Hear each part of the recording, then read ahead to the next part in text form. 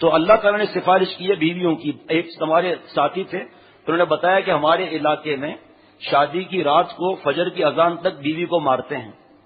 میں نے پوچھا کیوں؟ شادی کی رات کو کون غلطی کرے گی ایسی؟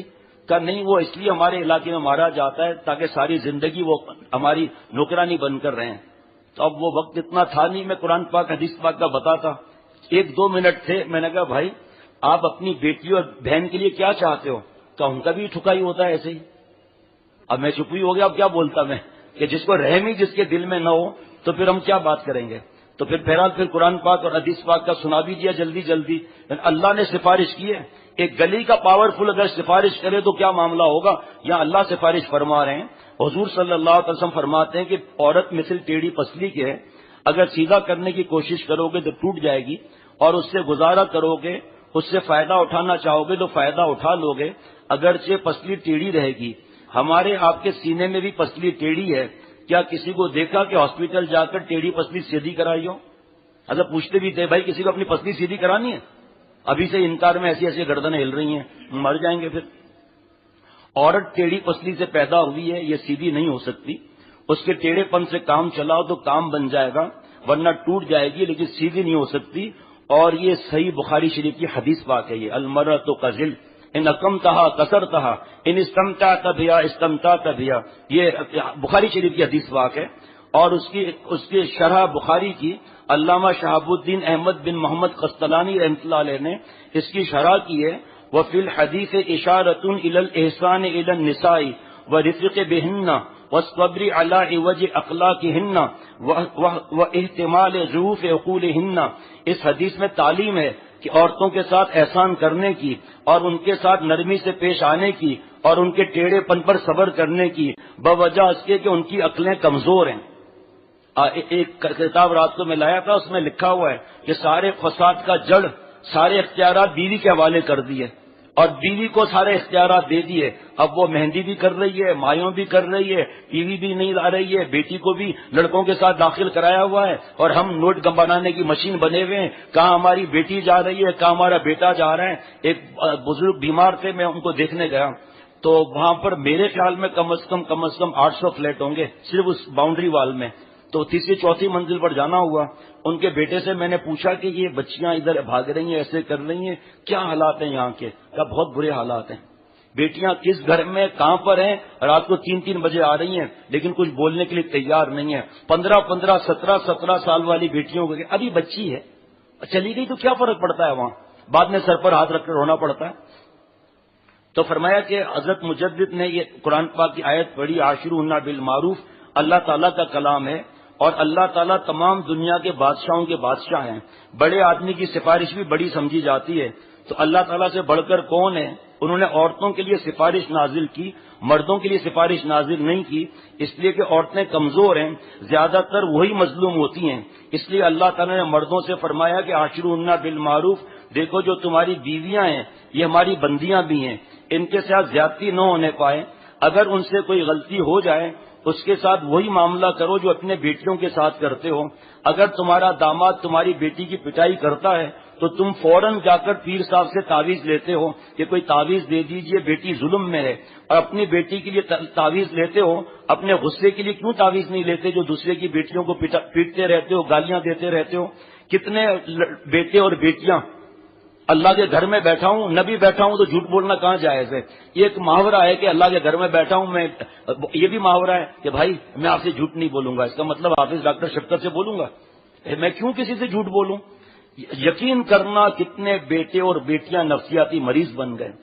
اور بیوی کی اور رونے کی آواز روڈ پر آ رہی ہے، سرتاج معاف کر دیں، سرتاج ہاتھ مت اٹھاؤ، مجھے معاف کر دو، آپ نے جتنے پیسے دیے اس کا یہ حساب کتاب ہے، سرتاج مہنگائی ہو گئی ہے، اور فوج گالیاں باہر سنائی دی جا رہی ہیں. گھر گھر عذاب میں ہے. وجہ اللہ تعالیٰ کی اطاعت نہیں، نبی صلی اللہ علیہ وسلم کی اطاعت نہیں. تو فرمایا کہ اپنی بیٹی کے لیے تعویذ لیتے ہو، جو تمہاری بیویاں ہیں وہ بھی تو کسی کی بیٹیاں ہیں. اپنے غصے کا علاج کراؤ اور کھانے پینے میں 7 مرتبہ بسم اللہ الرحمن الرحیم دم کرو، اور یہ نام مبارک یا سبوح یا قدوس یا غفور یا ودود، یا سبوح یا قدوس یا غفور یا ودود، یا سبوح یا قدوس یا غفور یا ودود، اور کھانے پینے میں دم کرو. اور بیٹی کو بھی سکھا دو کہ اپنے سسرال میں یہ نام پڑھ کر کھانے پینے پہ دم کرے، لیکن احتیاط کے ساتھ، ورنہ ذرا ذرا سی بات پر بدگمانی ہوتی ہے اور پٹائی ہوگی کہ اچھا کل مئی ہمارے گھر میں جادو کرتی ہے۔ ارے بھائی بسم اللہ الرحمن نے پڑھ کر دم کیا ہے، چاہے اس گھر میں غصے والے ہوں یا نہ ہو، آپس میں محبت بڑھ جائے گی۔ رحمان اور رحیم کی تکرار ہو رہی ہے، اللہ اور رحمان، بسم اللہ الرحمن الرحیم، اللہ کا نام خود اس میں اعظم ہے، رحمان اور رحیم، لیکن کیونکہ شک اور بدگمانی پر اگر بیان ہوگا تو بہت دیر ہو جائے گی، تو فرمایا یہ سکھا دو اور اپنے اوپر دم کرو، اپنے کھانے پینے میں دم کر کے کھاؤ۔ فرمایا کہ انشاءاللہ تعالیٰ اس سے اللہ شوہر مہربان ہو جائے گا اور تمہارا غصہ بھی ختم ہو جائے گا۔ غرض اللہ تعالیٰ نے عورتوں کے لیے سفارش نازل فرمائی کہ ان کے ساتھ بھلائی سے پیش آؤ، اور حدیث میں تعلیم ان پر احسان کی، ان کے ٹیڑھے پن پر صبر اور ان کے ساتھ نرمی سے پیش آنے کا حکم ہے۔ حضور صلی اللہ علیہ وسلم فرما رہے ہیں اکمل المؤمنین ایمانا احسنہم خلقا وخیارکم خیارکم لنسائہم، فرمایا کہ کامل ایمان، مکمل مومن وہ ہے جس کے اخلاق اچھے ہیں۔ اے نبی صلی اللہ تعالی علیہ وسلم ایک بڑھیا ہے، تہجد، اشراق، اوابین، چاشت، کئی پارے تلاوت، لیکن زبان کی کڑوی ہے، سب پریشان ہے۔ حضور صلی اللہ تعالی وسلم نے فرمایا ہیا فی النار، دوزخ میں جائے گی۔ حضرت فرماتے تھے لاؤ اس کے اشراق، اوابین اور تلاوت اور تہجد کو لاؤ سامنے۔ بھائی صرف 4 دن جو گزرے ہیں نا، اس میں جو واقعات ہیں میں رات کو تھوڑے بتائے تھے، ماں کو مارنا، ماں کو گالی دینا، اور جانور جو آپ سمجھ لیں، میری ہمت نہیں ہے کہ میں جملہ بول سکوں، جانور کو جو کہا جاتا ہے نا، جو جس کا لعاب نجس ہے، ماں کو اس کی گالی دے رہا ہے۔ اور پرسوں 2-3 واقعات کہ ماں پر انہوں نے تھپڑوں کی بارش کر دی اولاد نے، اور ایک 10 سال کا بچہ ماں سے کہہ رہا ہے کہ تمہیں کس نے کہا مجھے پیدا کرو، ضروری تھا مجھے پیدا کرنا، 10 سال کا بچہ۔ اور جب ان سے خود سے پوچھو کیوں، ارے صاحب کیا کہیں، نیٹ اور فیس بک اور یوٹیوب اور کارٹون لڑائی جھگڑے والے اور ویڈیو گیم، اور وہ ان کا دماغ پک جاتا ہے، وہ ہم پر آ کے استعمال کرتے ہیں۔ اب دوسرا جملہ ہم کہتے ہیں وہ سمجھ میں نہیں آتا، آپ نے اولاد کو یہ دیا کیوں؟ کیا اللہ تعالیٰ نے فرمایا یہ دینا ان کو؟ کیا نبی صلی اللہ علیہ وسلم نے فرمایا؟ اور پھر آ کر روتے ہو تعویذ دے دو۔ تعویذ سے اگر کام بنتا تو پورا گھر کا گھر، میں بھی، ہم سب اللہ والے بن جاتے۔ اللہ والا بننے کے لیے کونوا مع الصادقین کی شرط اللہ نے لگائی ہے، گناہ چھوڑنے کی اتقوا اللہ کی شرط لگائی ہے، والذین جاہدوا فینا تکلیف اٹھانے کی شرط لگائی ہے، اور سب سے بڑا آسمان کا فیصلہ ہے قرآن پاک میں ولولا فضل اللہ علیکم ورحمتہ ما زکا منکم من احد ابدا ولکن اللہ یزکی من یشاء۔ جتنے اسباب اختیار کرنے کر لو اللہ والا بننے کے، لیکن آسمان سے جب تک 3 نعمتیں نہیں آتی کوئی اللہ والا نہیں بن سکتا۔ اللہ کا فضل، اللہ کی رحمت، اللہ کی مشیت۔ دعا کرنی چاہیے اللہ میں آپ کے فضل سے آپ کا فضل مانگتا ہوں، آپ کی رحمت سے میں آپ کی رحمت مانگتا ہوں، آپ کے فضل و رحمت سے میں آپ کی مشیت مانگتا ہوں کہ آپ ارادہ کر لیں کہ میں نیک بن جاؤں۔ میرے ارادے سے کیا ہوتا ہے؟ میرا ارادہ تو آپ جب مدد فرمائیں گے تو میرا ارادہ مراد آباد تک پہنچے گا کہ اللہ تعالیٰ کی کیا مراد ہے جب پتا چلے گا۔ ہمارے بیان کرنے سے کیا ہدایت مل جائے گی؟ ہدایت آسمان سے ملے گی، میں ہوں چاہے کوئی بھی ہو، اللہ سے ہدایت، فضل، رحمت، مشیت اور جذب مانگنا چاہیے۔ نبی فرما رہے ہیں کہ کامل ایمان اس کا ہے، صلی اللہ علیہ وسلم فرما رہے ہیں، جس کے اخلاق اچھے ہیں۔ اے نبی صلی اللہ تعالی علیہ وسلم، ایک خاتون ہے، صرف فرض، واجب، سنت موقدہ، اخلاق کی بہت اچھی ہیں، اس سے سب خوش ہیں۔ فرمایا ہیا فی الجنہ، جنت میں جائے گی۔ یہ کیا اپنے کمزور پر چلانا، ڈانٹنا، گالیاں دینا، مارنا، بچوں کی فکر بھی نہ کرنا۔ اور نبی صلی اللہ علیہ وسلم فرما رہے ہیں یغلبنا کریمن و یغلبہن لئیم، کریم شوہروں پر بیویاں حاوی آ جاتی ہیں، اور لئیم کمینے جو ہیں بے غیرت، گالیاں دے کر، کمزور پر ہاتھ اٹھا کر اور ان کے منہ کو سجا کر، طلاق کی دھمکیاں دے کر، ماں باپ کے گھر نہ بیچنا اس کو روک کر، اور وہ اس پر حاوی ہو جاتے ہیں۔ پیارے نبی صلی اللہ علیہ وسلم نے ایسے شخص کو کمینہ فرمایا، غیرت کا جنازہ نکالنے والا فرمایا ہے۔ اب حضرت فرماتے تھے غیرت غیرت کا نعرہ مارنے والوں، فیصلہ سنو حضور صلی اللہ علیہ وسلم کیا فرما رہے ہیں، فَأُحِبُّ أَنْ أَكُونَ كَرِيمًا مَغْلُوبًا، میں اس کو محبوب رکھتا ہوں کہ کریم رہوں اور مغلوب رہوں، وَلَا أُحِبُّ أَنْ أَكُونَ لَئِيمًا غَالِبًا، اور میں اس کو محبوب نہیں رکھتا کہ اپنے اخلاق خراب کر کے ازواج مطہرات پر حاوی ہو جاؤں۔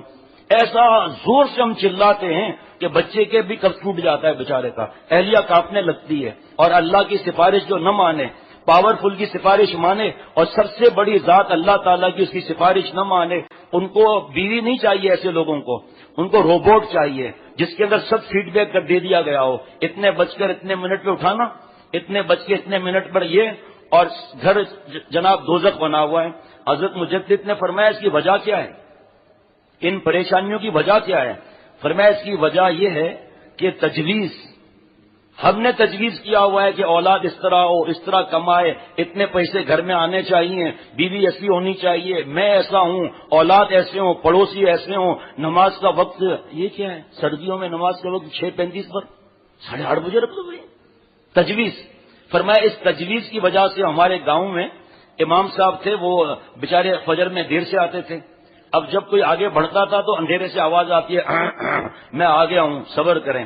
تو ایک دن گاؤں والوں نے کہا، میرے بابا بھی تھے، کہا دیکھو بھائی آپ جب اس وقت نقشے تو وہاں نہیں لگے ہوئے تھے وہاں پر کہ آپ جب نماز پڑھا کے فارغ ہوتے ہیں، ہمارے خیال میں تو سورج نکل آ چکا، آپ کی بھی نماز جا رہی ہے، ہماری بھی نماز جا رہی ہے، تو جب آپ کو دیر ہوتی ہے دوسرے کو پڑھانے دیں، کہ ابھی نماز پڑھ لیں، اس کے بعد پنچایت فیصلہ کرے گی کہ فجر کی نماز کا کیا وقت ہونا چاہیے، پنچایت فیصلہ کرے گی۔ نماز کے بعد سب بیٹھ گئے مسجد کے اندر، میں دروازے کے کونے پر بیٹھا تھا، چھوٹا تھا میں، دروازے کے کونے پر بیٹھا تھا، تو امام صاحب نے کہا ہاں بھائی فیصلہ بتائیے نماز کے وقت کیا ہونا چاہیے۔ میں تو پہلے ہی دروازے کے پاس بیٹھا تھا، 3-4 سیڑھیاں بھی تھی، آخر میں بیٹھا ہوا تھا میں نے کہا پہلے میں عرض کر دوں، تو اصل کیا یہ بچہ کیا بتائے گا، لیکن کسی نے کہا ہاں بتا دو۔ میں نے کہا نہ پنچایت کا فیصلہ نہ امام صاحب آپ کی چلے، دونوں کا بیچ کا راستہ یہ کہ فجر کی نماز 9 بجے ہونی چاہیے۔ میں بھاگ گیا بھائی، اس میں پنچایت کا کیا فیصلہ ہوگا فجر کی نماز کا؟ اتنا وقت ہونا چاہیے، کم از کم آدھا گھنٹہ نماز کے بعد، کم از کم 25 منٹ کم از کم ہونا چاہیے کہ خدا نخواستہ کوئی مسئلہ ہو جائے تو وضو کر کے دوبارہ نماز پڑھی جا سکے، یہ ہے اصل اتنا۔ تو اللہ تعالیٰ نے بیویوں کی سفارش کی ہے۔ اب اس کی وجہ کیا ہے؟ اب تو انشاءاللہ بعد میں عرض کروں گا، وقت ختم۔ اس کی وجہ کیا ہے؟ وجہ ہے بد نظری، آنکھوں کا زنا۔ بخاری شریف کی حدیث پاک ہے، زنا العین نظر، نامحرم کو دیکھنا آنکھوں کا زنا ہے۔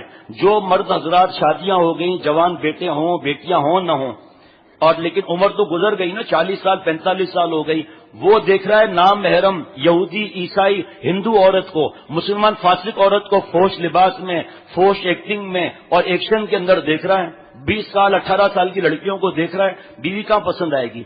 اس پر قرآن پاک کی آیتیں الگ ہیں، اب 2-3 منٹ میں یہ بیان نہیں ہو سکتا، لیکن بات دل میں اتر جائے گی انشاءاللہ تعالی۔ بیگم صاحبہ رات دن ناول پڑھ رہی ہے عشقیہ، اور رات دن نامحرم مردوں کو دیکھ رہی ہے، دیور سے مستیاں چل رہی ہیں اور بہنوئی سے بکواس چل رہی ہے، اور نامحرم کو دیکھ کر وہ آنکھوں کا زنا کر رہی ہے۔ تو جب بیگم صاحبہ اپنے شوہر کو دیکھے گی، توند نکل آئی، تھکا ہوا، پسینے اور جناب دھوئیں کا سفید کپڑوں پر نشان لگا ہوا، تھک کر آ کر لیٹے گا، تو شوہر کہاں سے پسند آئے گا؟ اب دونوں بہانے تلاش کر رہے ہوں گے لڑائی جھگڑے کے۔ اللہ نے سفارش فرمائی اور نبی صلی اللہ تعالی نے سفارشیں فرمائی۔ ایک صاحب نے 6 مہینہ جناب پیسے جمع کیے اور مرغی لایا، بیوی کو آ کر دیا کہ اچھی پکانا، مرغی 6 مہینے ہو گئے نہیں کھایا۔ 100 سال پہلے کی بات ہے، حضرت تھانوی رحمۃ اللہ علیہ راوی ہیں، دوپہر کا کھانا بھی نہیں کھایا، بھائی صاحب نے آیا کھانا، بیوی نے کھانا رکھ دیا آگے، عشاء کے بعد گرم گرم مرغی، گرم گرم پھلکا ہم کہتے ہیں روٹی، ایک لقمہ کھایا جناب، منہ میں چھالے جیسے پڑ گئے، بیوی نے غلطی سے نمک ڈبل ڈال دیا۔ اب سوچو کیا حالت ہوگی، بھوک میں ہماری کیا حالت ہوتی ہے، اور 6 مہینے کے بعد ڈش ملے تو کیا حالت ہوتی ہے۔ اس نے ڈنڈا اٹھایا اور کہا آج اس کا تو سر پھاڑنا ہی پھاڑنا ہے، اب 6 مہینے اور انتظار کروں اور مر جاؤں، پھر بغیر مرغی کے مروں، اور کہا اب تو اس کو چھوڑنا ہی نہیں ہے۔ اچانک ہوا نکل گئی ٹائر سے، چارپائی پر بیٹھ گیا، کہا وہ جمعے میں بیان ہوا تھا نا، اللہ نے سفارش کی ہے اور حضور صلی اللہ علیہ وسلم نے سفارش کی ہے، آسمان کی طرف دیکھا کہ اے اللہ میں آپ کی سفارش پہ لبیک کہتا ہوں، نبی صلی اللہ علیہ وسلم کی سفارش میں لبیک کہتا ہوں، صرف میری بیوی نہیں ہے، کسی کے ماں باپ کے جگر کا ٹکڑا بھی ہے، اور اے اللہ حضرت آدم علیہ السلام کی بیٹی بھی ہے، اور اے اللہ آپ کی بندی بھی ہے، اور حضور صلی اللہ علیہ وسلم کی امتی ہے، اور سفارشیں کیسی ہیں، اے اللہ میں آپ کے لیے اس کو معاف کرتا ہوں، آپ قیامت کے دن مجھ پر مہربانی فرما دیجیے گا۔ اتنا بڑا مجدد جو صدی میں ایک پیدا ہوتا ہے، حدیث پاک ہے، اور بخاری شریف کی احادیث مبارکہ ہیں خواب کے بارے میں۔ صرف ایک جملہ بتا دیتا ہوں کہ خواب حجت نہیں ہوتے، مبشرات ہیں. حضور صلی اللہ علیہ وسلم نے فرمایا مومن کے لیے مبشرات ہیں، یہ خوشخبریاں ہیں. قرآن پاک میں الگ لکھا ہے کہ یہ خوشخبریاں ہیں دنیا میں ہی مومن کے لیے. تو اللہ والے نے اس کے انتقال ہو گیا، خواب میں دیکھا تو پوچھا تمہارے ساتھ کیا معاملہ ہوا؟ کیا دوزخ میں لے جایا جا رہا تھا؟ تو ایک آواز میں نے غیبی سنی کہ تو نے مجھ سے ایک سودا کیا تھا، میری بندی کا تو نے نمک معاف کر دیا تھا اور اسے گالی نہیں دی، مارا نہیں. ہم نے تیرا یہ عمل قبول کیا، اس نمک کے بدلے میں ہم نے تیرے سب گناہ معاف کر دیے، جنت میں چلا جا.